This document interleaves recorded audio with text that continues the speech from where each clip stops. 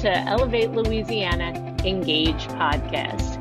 Elevate Louisiana was founded earlier this year to empower women leaders throughout Louisiana by connecting and educating them on the challenges impacting our state with data-driven, nonpartisan solutions to make a better future for Louisiana. Hello, I'm your host, Julie Stokes. Today, we are recording the first episode in a series on the Louisiana workforce and economy. Our guest today is Ava DeJoie, who serves as the Secretary of the Louisiana Workforce Commission. During her career, Secretary DeJoie served as the statewide coordinator of rapid response, which directs resources to workers displaced by layoffs, shutdowns, and the like. She also assisted thousands of displaced workers at the Avondale Employee Transition Center in Jefferson Parish as the director of special projects there. As secretary, she's expanded the registered apprenticeship and the incumbent worker training programs, as well as other programs that provide Louisianans with educational and training opportunities. During her tenure as secretary also, she's championed the plight of equal pay for equal work. She's been spotlighted for her workforce leadership during the COVID-19 pandemic, pushing Louisiana to be one of the first states to provide unemployment relief benefits to the self-employed and gig workers that we have a lot of. She recently received the Jobs for America's Graduates National Network Leadership Award, which is a bit of a mouthful, but it is a big achievement. It's due to her extraordinary leadership and support in helping high-risk and disadvantaged youth succeed. She's also a recipient of the 2020 Girl Scouts Louisiana East Women of Distinction 4 Pillars Award, which I got that like a few years back. So we have my kindred spirit. I'm so excited to have you here. Welcome, Secretary DeJoie. Thank you so much. It's an honor to be here. Thank you for having me. Well, the honor is ours. We have a lot to talk about today because not only do we have what would be normal workforce issues, but we've got plenty of abnormal as we're recording this at the end of 2020, which has seen a lot of, problems in our state and our world. But I think before we launch into that, just a brief overview of what does Workforce Commission do in our state? What's the role? Well, the Workforce Commission is our state labor agency. We have unemployment insurance, workforce development, workers' comp, or our major divisions. We also have the Bureau of Labor Statistics, where we put out our monthly unemployment numbers. The Workforce Investment Council, our private industry advisory council, is housed at the Workforce Commission. So we do all things work-related, employee and employer-related. Yeah, so in COVID-19, I mean, there's just no way around it, and workforce has been a massive, it's been a massive hit to the workforce, especially in a state like Louisiana, where we have so much tourism and restaurants and everything that have been so severely impacted. What does that look like today in Louisiana? It's getting better. We still have a ways to go. It was interesting when we were talking about the trust fund prior to COVID, we were at our highest level ever, getting to the next threshold where employer taxes would go down, incumbent worker would go up. What are we going to do? How are we going to serve more businesses? How are we going to help more employees really document their skills that they're gaining via the workers' comp, incumbent worker program? And then all of a sudden, COVID. So while we were going through the exercise of saying the trust fund is where it is, I asked, and I can't believe I asked this question, well, what's the largest number of people we've ever had unemployed? And I would think it would be Katrina. It was actually during the 80s, during the oil bust. So November of 1986, 258,000 people. And our BLS folks, who are real numbers people, are statisticians and economists at the agency, we'll never do that again. Never say never. Fast forward April, which is really March numbers, when they come out, we had over 276,000 people unemployed. Just overnight, we got to that number. And it was something that we just never thought we would see.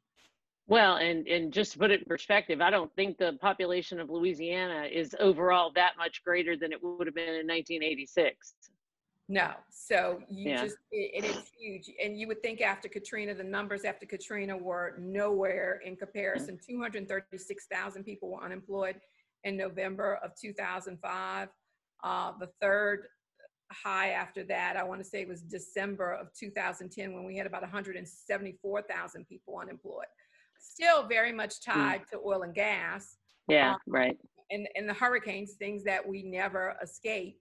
Yeah. But nothing prepared or could prepare the country or the agency for a pandemic. Yeah. Well, personally, it made me think about my life in 1986, which I was a teenager living in the house with my parents. And my dad was a blue collar construction worker and an operating engineer. And I remember that year. I mean, he hardly had any work. It was a very, very, very tough year. And so I know that was a big personal impact. So it helps you to really understand, when you've been through that, what it must I look was like. in high school then, and I can remember, just it being very bleak with folks not doing the same things, the school fare not being the same. And you don't think about it at that time as a 17, 16-year-old about, well, what's going on in the world. You just know that things are different. Not as many people driving cars to school and the like, and you just wonder why. Well, I remember it. And my mom, who's like the best budgeter ever. I mean, that woman can make it on a shoestring, and she had to, but I'll never forget how hard I know that it was and how grateful I was that she did so much careful planning for a hot mess like that to happen. So I know how hard it is for people. And I know that, we had heightened unemployment payments for a long time, and we're getting ready to enter into that again. And I know that there's a lot of damage been done to the unemployment trust fund. I mean, that's what it's there for. But what is the current status of it? How bad are we talking? Well, we're bankrupt. We are borrowing money from the feds. Our current borrowing balance is about $133 million. We did get an infusion from CARES Act and a supplemental budget appropriation that did put some money into the trust fund. So there's money in the trust fund right now. You use that money first. So prior to the infusion, we had borrowed around $133 million. Have roughly $30 million in the trust fund now, but that will not last very long given our just rate of unemployed individuals. Yeah. Well, how much was it before COVID, the balance? We hit the 1.1 billion mark.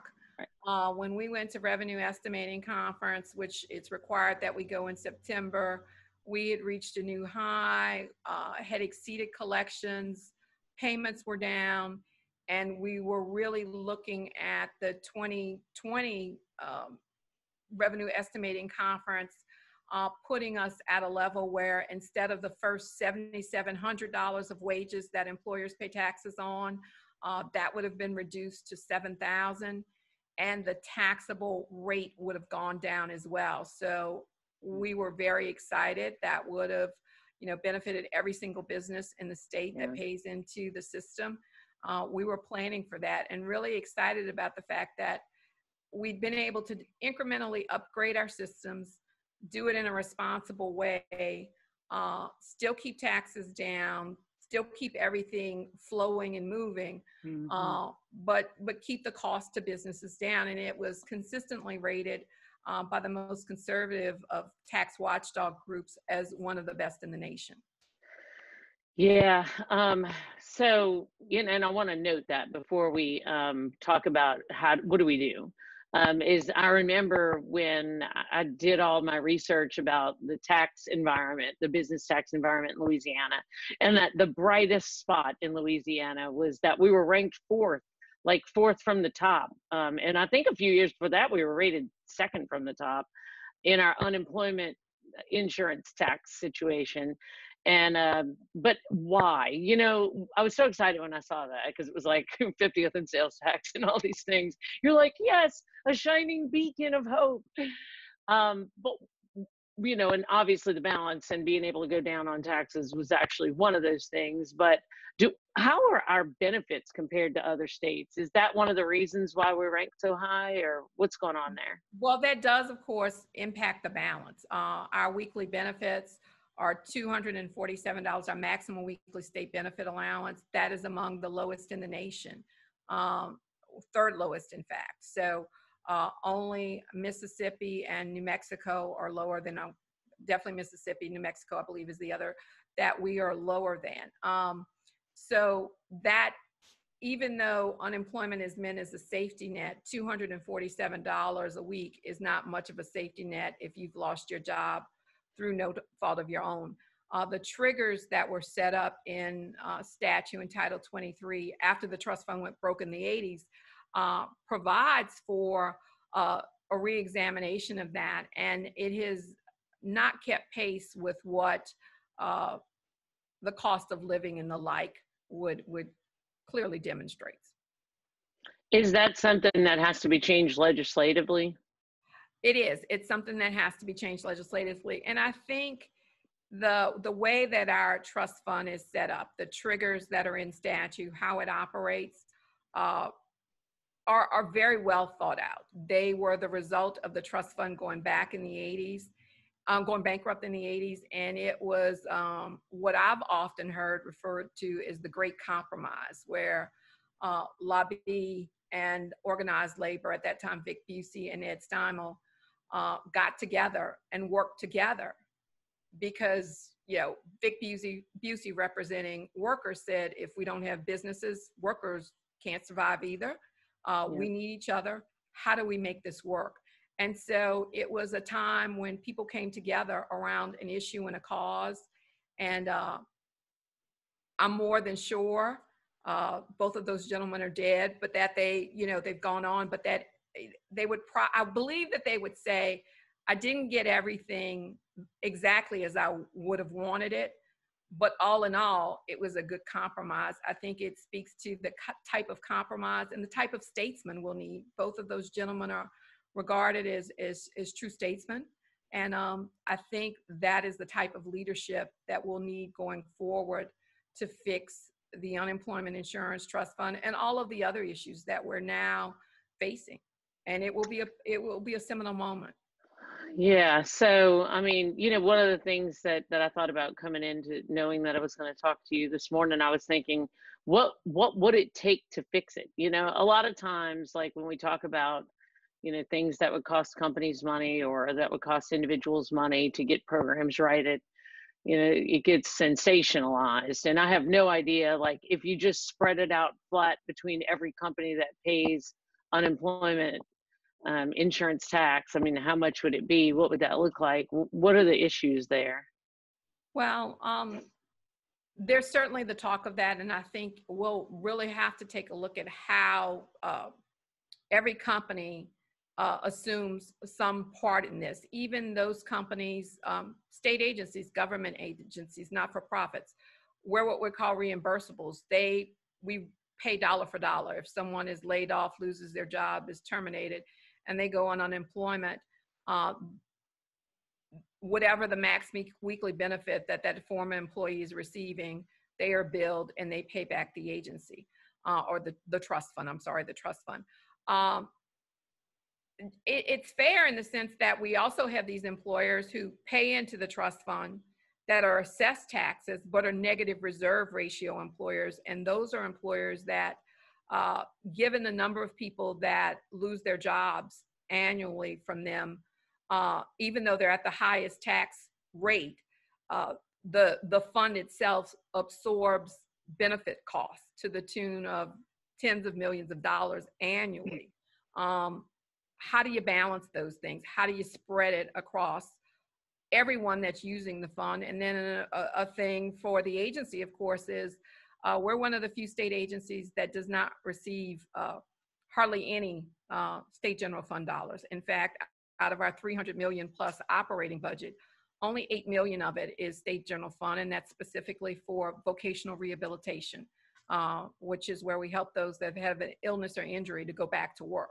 And for every dollar in state general fund that is appropriated, we're able to draw down a $3.69 match of federal dollars. And that's what funds vocational rehabilitation in our state, which is also at the agency. But other than that, we don't receive any state general funds. So The cost to operate UI systems has gone up exponentially. Everyone knows how expensive technology is. We also, the staff that work our call center, we require that they have a degree and years of experience, and we pay them $14 an hour. So we have tremendous turnover in our call center, and I think that's looking systemically at how do you maintain the best and brightest. I can't say enough about the staff at the Workforce Commission across the board in all our divisions. The unemployment insurance folks, the bureau chiefs, have been phenomenal. They're long-term agency employees. Most of them have in excess of 15 years. Most have more experience than that. I don't have backups for those people. There's not a design in the system that says you'll be bringing on the next generation of that sort of thing. And COVID does bring that home, in that when one of those individuals has been out with the virus themselves, they're still struggling in bed, working from a computer to make sure that the programming is checked and other things go on. So those costs that are inherent in operating a system of that size, I think, have to be factored in as well. But we absolutely need to look at a way that it's fair, and we certainly don't want to put businesses out of work, because our whole goal, what do we do? What's our vision? We put people to work. And that is our focus in everything that we do. And more business taxes ultimately will not help us put more people back to work. Mm-hmm. So what's the plan to get this thing back? I mean, you said it's bankrupt, and it's, living on right now $33 million. And with the new benefits that just got signed like yesterday or Sunday, is that going to increase the cost to the state? I know a lot of the increase obviously is coming from the federal government, but what impact will that have on the state, and how are we going to get the ship in the right direction? Well, one of the discussions in both the regular and special sessions in 2020 was an infusion into the state trust fund. And there was talk of, if there was money left from Main Street or before Main Street was enacted, should the trust fund had not gone broke at that point, and the thinking was, oh, the feds are going to bail us out. I have to say that myself and agency staff said in every committee meeting we went to, the feds are not bailing us out. We were the last state to get an infusion after Katrina. During the Great Recession, many other states went bankrupt. They did not get infusions. We never thought that was going to be part of any package coming from Congress. So looking at the CARES Act funding that we had at that time, that it would help all businesses if that money would have been obligated to the Unemployment Insurance Trust Fund. We did, in fact, receive some of that money that was not spent as a appropriation after some programs had closed down and they did the budget, the surplus and the budget reconciliation. We were able, it was actually through the leadership of both the House and the Senate, and Senator Bodie White, Chair of Finance, that we did get an infusion, and we're hoping, we do believe it's on the burner now. I think everyone was sort of in disbelief when we were in session. We started in March, we took a 30-day break and came back, I guess, mid-April, May, the 1st of May. And I think there was still a disbelief of what we were currently experiencing, how long it would last. And that many thought there would be some action by Congress. I can remember being in House Labor and saying, everything that we're hearing says no, and the fund is going to go bankrupt. If we continue to pay at the rate we're paying, the fund is going to go bankrupt. We reached that awful milestone. Now we're always going to pay benefits, but certainly if this bill that just passed or was just signed this past Sunday, the appropriations in there will have to be worked out. You know, how much will go, I believe local government was cut. I haven't followed much of the particulars of the bill outside of UI, but how states receive money, what it's for, what it can be used for. Ultimately, perhaps the legislature will be able to dedicate some of the money from that to a great infusion into the trust fund. Short of that, we'll do what's was done in the 80s, which is to sell bonds, but that also means that there's a surtax involved with paying the cost for those bonds. Right. So all of that remains to be seen. Yeah.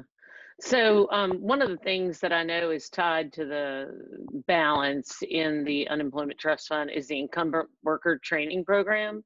And I know a lot of companies and just the general population that has a lot of value to. I don't know that everybody that might listen to this today knows what it is, but if you could kind of briefly just tell us what it is and what's going to happen now. Absolutely. Well, it's continuing right now. What the legislature did was to say everything, all of the triggers, as we call them, which say if the balance is this happens and that happens, or this exists. They kept all of that the same. Knowing that we were borrowing money, it could be at that time interest-free till the end of 2020. It's been extended until March with this latest piece of legislation. But incumbent worker is a phenomenal program that we have. I call it by Louisiana employers, for Louisiana employers. It's been around over 20 years. It originally started as a concept under, when it didn't, an idea that was floated that did not pass the legislature under Gail Truly, who was Secretary of the Department of Labor back in the 90s, and I worked for Gail Truly. And she floated it as an idea to take the interest from the trust fund and use it to train existing workers.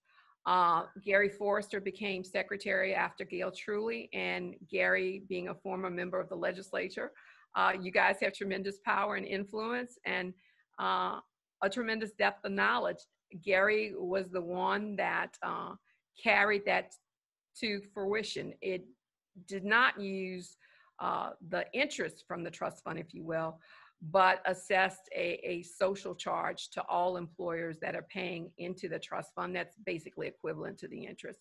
That if the balance was above a certain amount, there would be a training fund for Louisiana employers that have been paying into the trust fund. So it is for Louisiana employers that are paying into the trust fund for 3 years, which is why I call it by Louisiana employers for Louisiana employers, to upgrade the skills of their existing workforce. You know, we see a lot with economic development when a new company's moving here, when there's an expansion, but this is for everyone, whether you're a large business with 100 employees or an accounting firm with 1 employee. If you pay into the trust fund, you're eligible to take advantage of the training resources that are available via incumbent worker. For larger companies, it's contracts. They will say, we need, our workforce needs a new skill. They need safety training. That's going to help us to grow our business, keep our business, and hire new individuals. I know another issue that you're pretty excited about is equal pay and the pay of Louisiana's women versus Louisiana's men. You know, what is the status of Louisiana's working women as compared to its men? Well, it's disheartening because Louisiana's working women are paid less than any other women as compared to their male counterparts in the country. So 69 cents on the dollar, but for African American women, it's even less. It's in the neighborhood of 49 cents on the dollar. And it goes across all educational levels. So a lot of folks will say, oh, if you go into a STEM career, or it's the careers women choose, or this, or they aren't as educated, or it changes when you have a 4-year degree. No, the American Association of University Women have looked at this for years and years, and Louisiana is consistently at the bottom. What's even more ironic is when a woman earns a PhD or a terminal degree, the gap is just as significant as someone who does not have a high school diploma. So it affects all women. It also means that we have fewer of our our brightest and brilliant in the workforce, because oftentimes women have to, there is a point where a woman may say, well, if I'm going to make this amount and I'm part of a household, whatever that may be, and I'm going to be paid 49 cents or 69 cents on the dollar, well, then maybe I'm going to stay at home to take care of my children or my aging parent. That's an issue that many of us in my generation are thinking about. And if you're going to get paid 49 cents or 69 cents on the dollar to your male counterpart, well, maybe it does make more sense for me to stay at home to take care of a parent or a child or a grandchild, because it's a numbers thing. Yeah. Is there any way, something I've often wondered is, I know that we've got, a lot of good statistics, but is there any way to be able to get some additional statistics, or maybe you already have them, that can dispel some of those myths, like that women take some time off to have their children, or women are more likely to stay home for a little while? And while I know that that's true for a lot of women, I don't know that it's proportionately enough women that take that road to make up for the gender pay equity issue. I know a lot of women who have babies, but they're very much career women, and they take 6 weeks, or 12 or whatever, and then they're back at work 40 hours a week. So what can we do to get better information, or do we already have it and I just don't know about it? We do have the wage records, and I think that does bear it out. I think it's, what is it? Ginger Rogers did everything Fred Astaire did, but she did it backwards and in heels. And the same holds true here. Yes, women have children, but we still work. We still go back to work. And having children or being a caregiver should not be something that is penalized. That's just, the man that's doing that is saying to the mother that raised him, you deserve less because you took care of me and you made me the man I am today. And companies need to, as much as legislation is needed, there is just a moral compass that I believe we all have to have. And that is just the right thing to do. We have workers' comp, and Teddy Roosevelt was instrumental in creating the modern day workers' comp system after the Triangle Shirtwaist Fire in New York, where women in factories and sweatshops burned because the company closed the doors and they could not get out. And they were left with no form of compensation at all, because there was not a workers' comp system. Their children were not cared for. Those with injuries were not provided for. And that spawned the idea of a workers' comp system, or a modern day workers' comp system in our country. And he talked about it being just the cost of doing business and the cost of being a good citizen. And that if those women and those families were not provided for, those children weren't provided for, that we would all bear the cost. Well, today we call that cost shifting, because if a woman isn't earning and has to take on another job, or is on a public health system or a public support system, then we're all paying the cost of that employer not compensating a woman the same way. And if, it's easy to talk about it in pennies, but if we talk about it in real dollars, that means that a man is earning $50,445 and a woman's earning $34,708. And if you don't think it was real, Lindy Boggs talks in her book, Washington Through a Purple Veil. She spoke about when Hale Boggs died, she couldn't get a credit card. Now that is so foreign to you or I or young women that we know. She could not get a credit card. And so it is one of those systemic discrimination issues that you cannot deny it, and you should not support it. And there just has to be a moral compass that says this is wrong. Yeah. I have a few things that I want to talk about based upon that, but real quick, what should women do if they believe that they've been discriminated against in terms of their pay or any other kind of way? I think it's one of those things of you need to familiarize yourself with the laws, because in Louisiana, statute provides for public workers. And so that there are greater protections there for me as a state employee and other state employees. But in the private sector, the laws, at least Louisiana law, that's what we work towards every year. Some of that begins with pay secrecy. That's always a companion to equal pay, because oftentimes you don't know what your male counterpart is earning, so you don't know if you're being discriminated against for those reasons. So it is just, I would say to someone, or know the law, and then also just have those conversations and know where to go and to not go as you begin that process. Our agency does not have enforcement authority as it relates to those issues.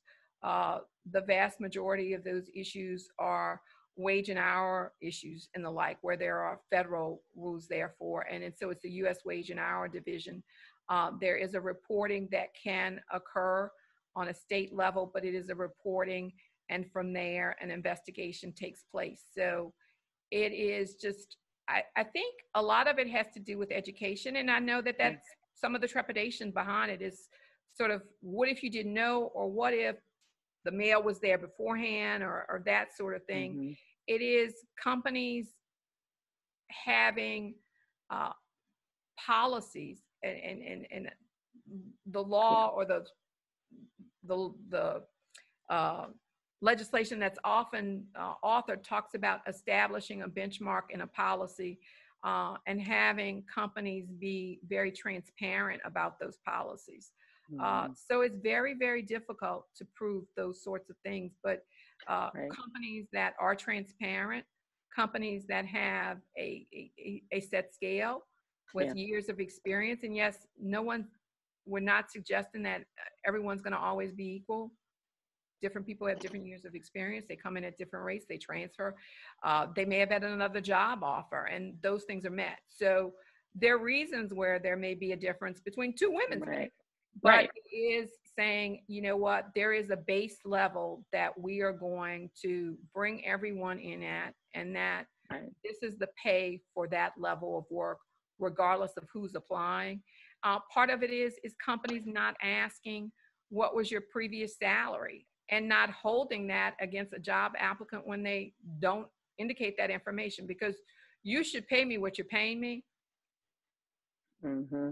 What you pay for that skill level, not part of your salary. And it's, also us negotiating our salaries and our worth. I know that Louisiana women, I think, I'm a little biased here, I think we work just as hard as our male counterparts, and I would say sometimes even harder, because we do it backwards and in heels, back, in heels and backwards, and sometimes with the baby in tow, and 2, 3 in front of a Zoom call and the like.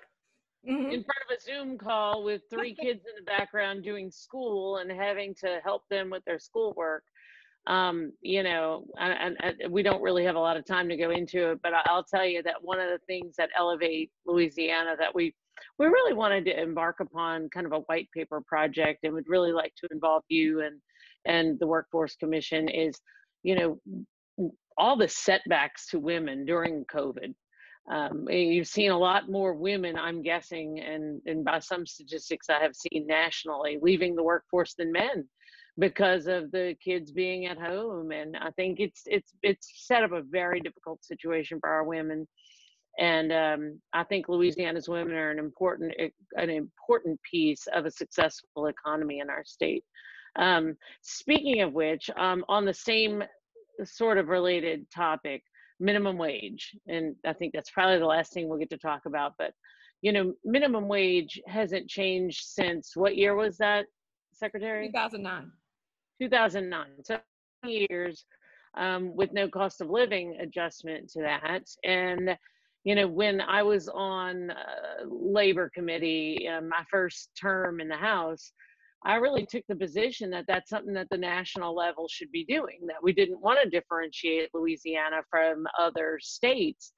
But now, how many other states have adopted a minimum wage that's different than the national or the The national? vast majority have, and it's those Mm-hmm. states that are doing well Yeah, in comparison.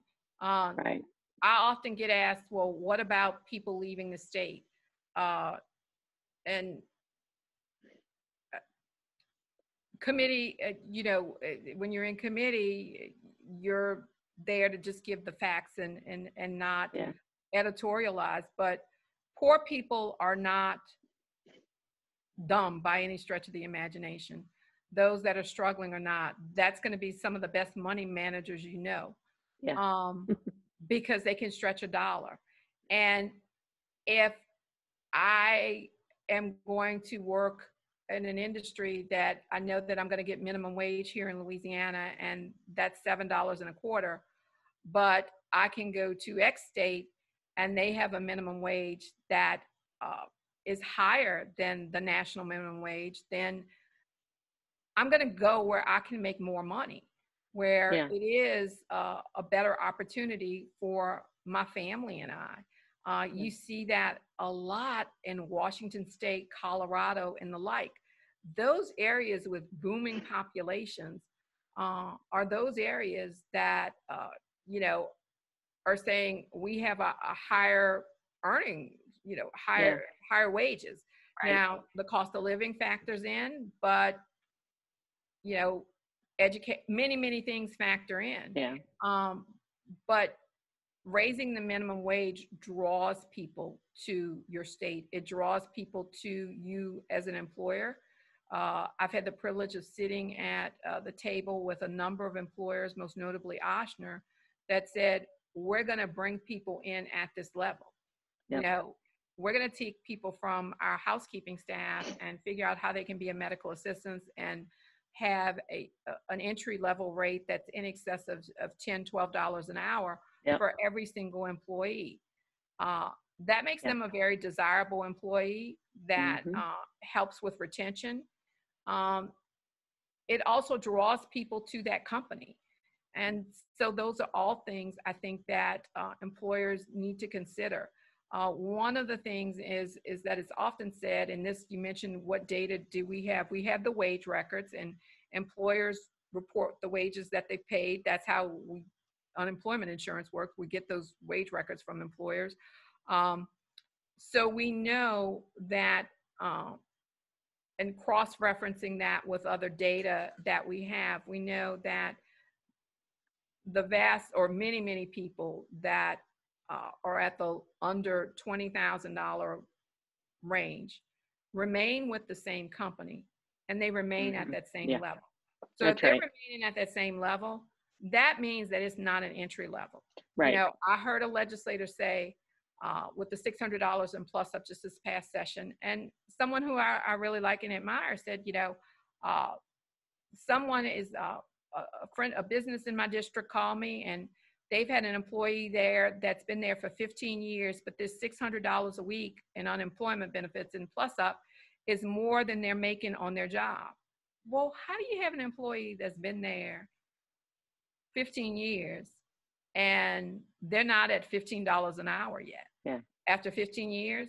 Because you would Yeah. think that some sort of, and maybe not the $15, but yeah, no, I been get there it. for 15 years, and our wage records do show that. Yeah. We have folks in lower, in occupations all across the board, particularly lower level occupations, because we do get some occupational data or a job title that gives us some indication of what someone does. And we see folks that stay at that entry level rate for year after year after year. it is consistently the same. Yeah. And, I mean, my common sense tells me that if you get out of, I have a family member who just didn't want to go to college. And I mean, would I like her to go to college? Absolutely. I would like her to go to college. I think she could. But, when I talk to her about minimum wage and, well, people don't actually pay that low amount. She's like, yes, they do. And I'm working 40 hours a week at that amount of money and I absolutely can't make ends meet. And I mean, the approach that you might want to take is, well, go back and get a college degree.